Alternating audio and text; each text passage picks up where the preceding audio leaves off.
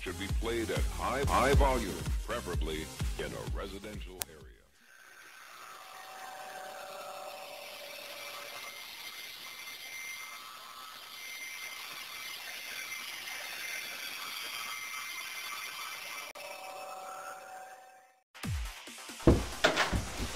Boom to the head, fumble risky. All your sports fans out there in the dubosphere, welcome to the OMSR with your brief but very concise host, Will the Alternative ESPN Sports Row. Limited space here on this, the OMSR set. All right, we're talking briefly and concisely about it. I get to throw in my 2 cents, hopefully it's worth a quarter for you, about specifically Alabama, Oklahoma coming up. Now, this happened once before, and I'm talking to you, Sooner Nation. Now, obviously, I'm an Alabama booster. This is from 1991. I dare say maybe, there were only a couple hundred made. Not really sure, because this was back in the era when Michigan and Notre Dame sweatshirts were ubiquitous. The only one I ever saw. I spent a lot of time shopping to impress prospective girlfriends. Let's just say I went shopping a lot. But it was said once before, and it's on the channel, it got a lot of views, how Oklahoma would be only competitive. And who were they playing? Was it Alabama? I think so. It's from years ago. Still get comments on it. In fact, only a couple weeks ago. And who are we talking about, Sooner Nation? This is ultimate motivation. Poster boy. There is. Even more so this time, because I did that particular episode on the OMSR, again, it's like, I swear it's 2014, been doing it 6-7 years. You know, when you've done as many episodes as I have, you kind of forget some of it. But that's when I remember specifically, because I was super surprised. This was before Baker Mayfield.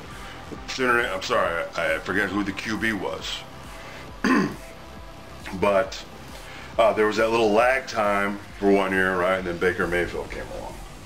Because it's not like he was there for 4 years. And so Paul Finebaum, he makes Bob look good. I'll give him that. OU is just, they shouldn't even be there. Georgia should be there. This, that, and the other. It's like, are you kidding? With the 2 losses, the SEC bias, and I spoke about this, vis-a-vis Coach Bill Snyder in that Kansas State episode. This goes back to the BCS, USC twice, Kansas State once. West Virginia once, and there's probably one other school who got the short end of the deal. Because if you lost your last game of the year, better to lose. If you lost your last game of the year, trying to not speak in fragmentary sentences. If you lost the last game of the year, boom, is when you suffered the most. Better to lose early than finish strong in the BCS. It's like, because the attitude was, well, at the end of the year, it should be pulled together. And if you lose to somebody you shouldn't, then you're not going to be number 1 or number 2. You're going to be number 5 or number 6. That's what happened in Kansas State. But, Paul, you've got to disassociate yourself, totally ironic, because he's like pro SEC booster boy, from an SEC bias. I think we're all going to be sort of pleasantly surprised. Look, I'm a Bama booster boy through and through. We were kind of, I won't say sucking dirt, they were competitive, but not like now, in the 90s. But there's other schools, the schools who are there now deserve to be there. End of discussion. Good luck, Oklahoma. No silly DUIs while you're out there celebrating. The college football playoff is set. Here to break it down is the mouth of the South, our boy Paul Finebaum. Here it is. Bama, Clemson, Notre Dame, and Oklahoma get in. Georgia and Ohio State on the outside looking in. Justice, I say. How we doing, Paul? Hey guys, what's going on? Oh, a whole lot. Let's talk some college football, Paul. Okay. Did the committee get it right? They did not. To me, and I think to a lot of reasonable people, Georgia was one of the best teams in the country. I think they We've heard your show, Paul. They had a 2-touchdown lead against a team that was unbeatable. If your fan base is that the reasonable base, then I have to say, in a word, the committee does. They looked for a route to avoid major controversy. I say that because if Georgia had gotten in, it would be woefully unpopular outside of the South.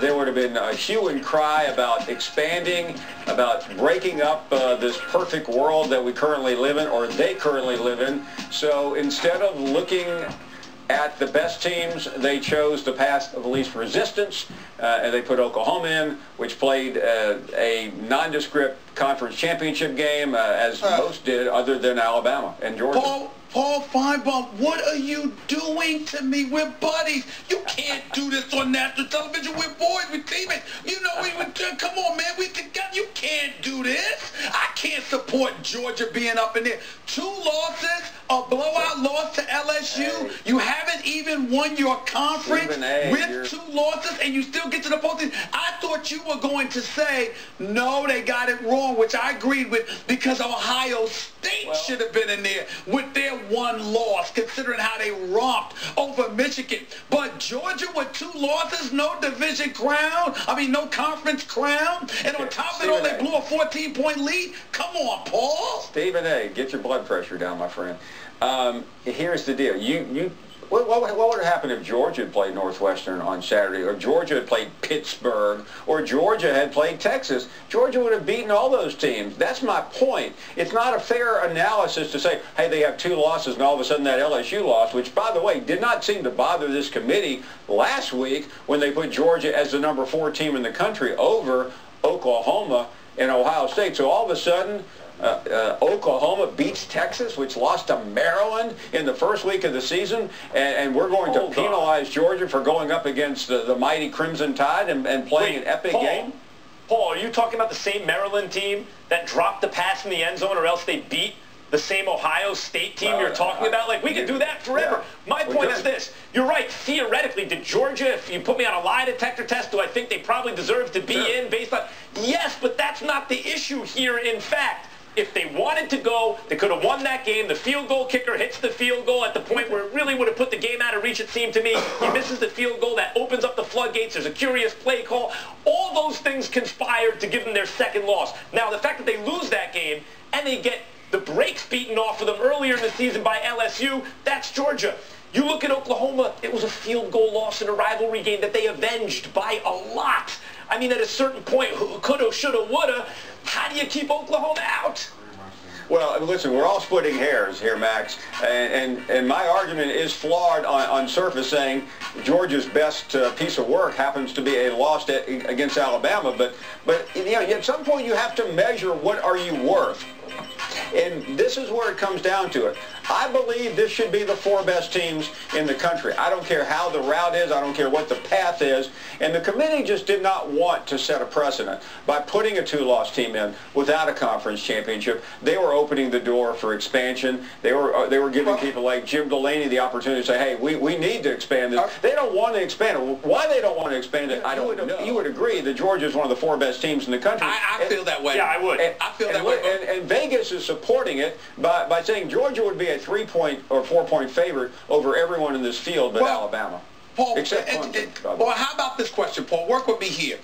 What could have happened in your mind, whether it's Oklahoma or Ohio State, what could have happened to have convinced you that Georgia deserved to be out and they deserved to be in, outside of going undefeated? What could have happened? Yeah, I think if Georgia had lost by a considerable margin, I wonder, though, what about this scenario? What if Kirby Smart had not made the bonehead decision of the year and fake a punt on 4th and 11, and this game had gone to overtime? Would that have changed your opinion at all? Or is it 7-point margin? Not for me. Okay, listen, I can't say you're both totally wrong. I think this also may be indicating if we had a 6-team playoff this year, not an 8-team, but a 6-team, where you pick the best 6 team, we would have, imagine Notre Dame playing Ohio State and Oklahoma and Georgia playing in 2 weeks versus some of the nonsensical bowl games that we have. I just think that part of it, Paul, you're right. Who do I think? Georgia's one of the 4 best teams after what they almost did to Alabama? I do. Yeah. But part of it is, look, how do you prove that they're one of the 4 best, right? Like, would you rather do it more subjectively, which opens us up to more on second thought, et cetera, or would you actually that's a good point. Say that's a 2-loss because yours team, truly suggested the way the CFP is structured now, but it's not, years ago, again, as I mentioned on another episode.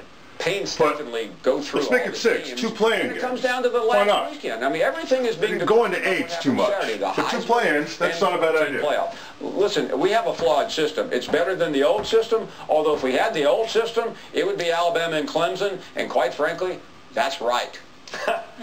I like the flawed system. For what it's We're worth, excited. Paul, I wanted the Alabama-Georgia rematch. I want to see that one again. Georgia would knock them off. I mean, look, you Can Riley can't go take a back. shot? No. I mean, I want to. last year the game went to overtime. I mean, you could argue, and I think I could give some support here, that these are the 2 best teams in the country. Because Clemson, I don't know what they've done this year. Their best win of the year was at Texas A&M on a missed 2-point conversion. Alabama beat Texas A&M by 3 touchdowns. Paul, let me mess with you a little bit. Since it's early, I'll ask you this. Based on what you're saying, obviously you fear that it's going to be a lopsided mismatch in the college football playoff. Yeah. So what is your prediction of the score between Alabama and Oklahoma? Tell Max what your prediction is with that. I mean, I think right now, here's the caveat, Stephen A. I mean, we were together on your radio show the other day, and I think you picked Alabama to win by 30 or 40. Yeah, I said 70 to 30. That's what I said.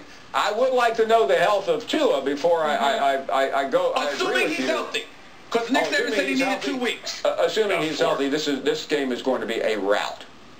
There you go, Sooner Nation. That's what I was talking about. I'd like to see Alabama shut down the Oklahoma offense. I'd like to see them try. I mean, yes, you're right. You know, they're the all-around team in Alabama, and Oklahoma's just the puncher. But damn it, I'd like to see the puncher take a shot. Yeah, Oklahoma has injury problems too. Their best wide receiver is questionable. So listen, we're going to get that game. I mean, I'm not. You can't line everything because of what Vegas says, but Vegas has 14 points. I'd like to see closer lines in the national semifinals, guys. What's the over/under in Vegas? You ready for this? I think it's over 70, Are you 75 ready for or this? something. I don't think Alabama will punt in this game.